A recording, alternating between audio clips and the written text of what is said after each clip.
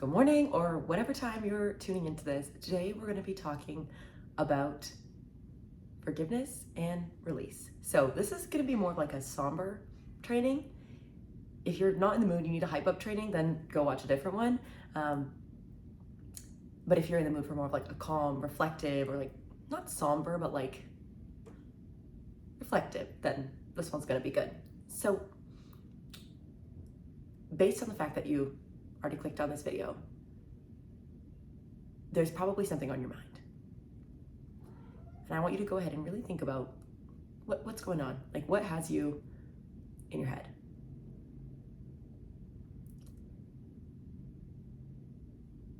And can you try to put that into more clear terms?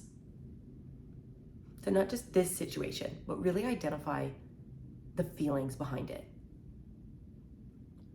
Not the person, but the feelings of people. So maybe it's a situation at work, at home, in a relationship, like something that has you upset and frustrated, and you're holding on to it and you want to let it go, but it's hard. Like you're having a hard time actually letting it go.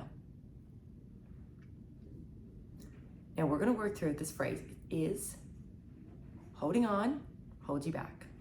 How holding on holds you back. So whatever this situation is, whatever it may be, Archie, oh my gosh, how can we reframe it and find whether, like, what is that you want to actually find? We're going to work through it together. Do you want to find forgiveness? Do you want to find acceptance? Do you want to find peace? Do you want to find, the courage to stand up and do something about it? Like, not what would fix it, but what do you need to move through this? Okay? Do you have an answer in your mind yet? And this is the work. This is the tough part. If you're climbing up and you're like, oh, I'll answer the question later. No, we do our homework in real time. I need you to answer this right now. What do you need? And so often, isn't it funny that we go through our days and you ask, what do you need? What do you want? To everyone else. But how often are you asking that question to yourself? Or when someone else asks you, what do you need? What do you want? How can I help? It's hard to come up with an answer. This is the process of getting to know ourselves better. So we have that answer in our mind. Not what would fix it, not what would change it, but what do you need to move through it? And now we need to, realize that holding on to those negative emotions is holding you down and it's holding you back. And that's a hard truth to accept, because that means we need to find forgiveness within ourselves and forgiveness within possibly other people, maybe it's strangers, maybe it's a situation that's completely out of your control. It's hard to let go. We want to hold on because we think that it's hurting, so we have to hold on to remember that it's hurting.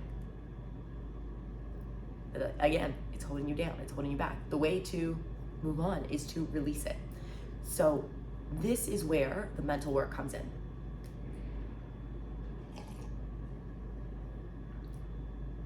This is monitoring your thoughts and your inner self-talk. What are those words going through your head? So when you catch yourself feeling those feelings, we're going to talk ourselves through it. And that's like, I choose to forgive and let go, for I know holding on holds me back. How beautiful is that? I choose to forgive and to let go because I know holding on holds me back. I choose to forgive and to let go because I know holding on holds me back. Another helpful phrase is, I can choose peace over this, right? I can choose peace over this.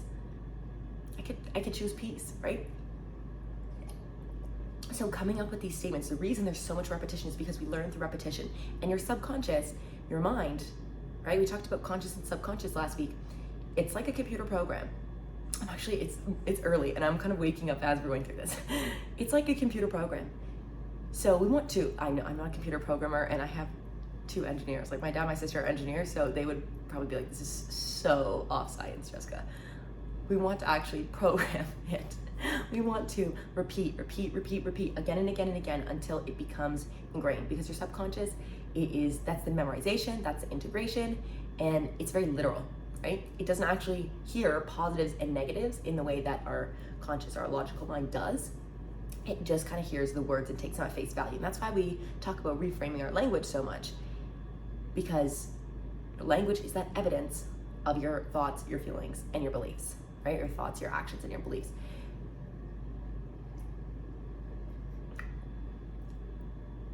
So how can we,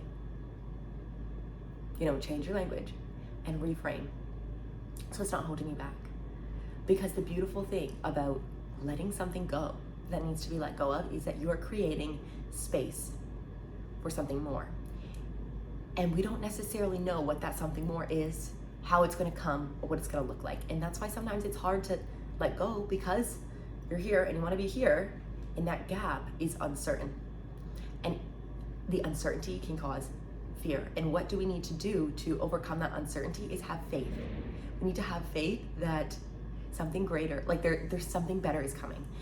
And through having faith, right, through changing that narrative, through saying things like, I choose to forgive and let go, right? I know holding on is gonna hold me back. I can choose peace over this, right? We're allowing ourselves to let go so we can rise, right? So we have faith that when we let go, something better is coming for us, right? And how do you have faith? That's the thing about faith. There's no evidence. You have to just have faith. You have to believe. And that is mindset. That is sheer conviction and belief that, that's gonna happen. And the thing is, what you believe, you're gonna will into existence. What you believe, you're gonna will into existence. So if you don't quite believe it yet, believe me when I say, holding on is holding you back.